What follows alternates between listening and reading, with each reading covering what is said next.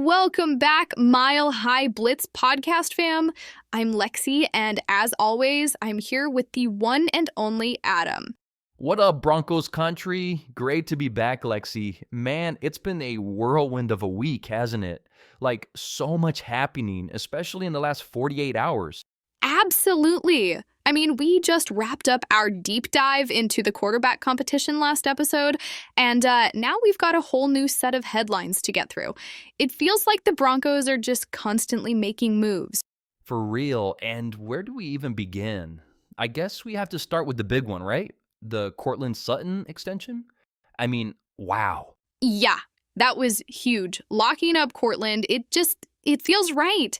He signed a multi-year extension, keeping him in Denver through Bo Nix's rookie contract.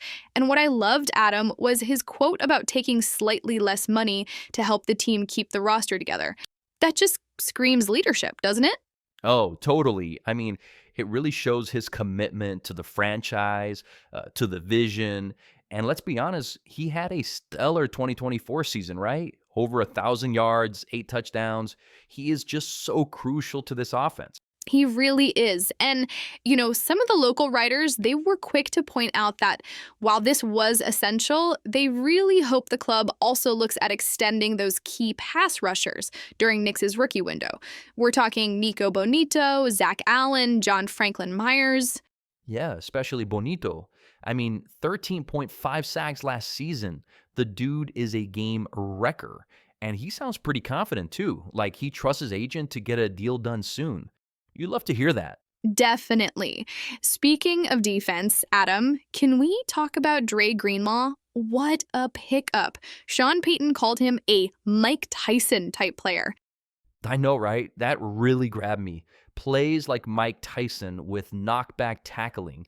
That's exactly what this defense needs to, elevate them into a top 5 unit, especially after his Achilles player. For him to come back and sign here, it speaks volumes. It does. And he said he felt wanted by the Broncos, which is so important for a player like him. They're easing him back into things, a bit of a pitch count in camp, but the expectation is he'll be fully healthy by week 1. And he's lining up next to Alex Singleton, who had a little thumb surgery, but should be back in about a week. That's good news on Singleton, but it does bring us to the linebacker depth, which is, it's a bit thin right now, isn't it? Drew Sanders with that foot ligament tear, 6 to 8 weeks out. That's a blow. It really is. But you know who has stepped up? Levelle Bailey, the undrafted second-year guy, taking first-team reps, drawing praise from Payton for his confidence. It's awesome to see.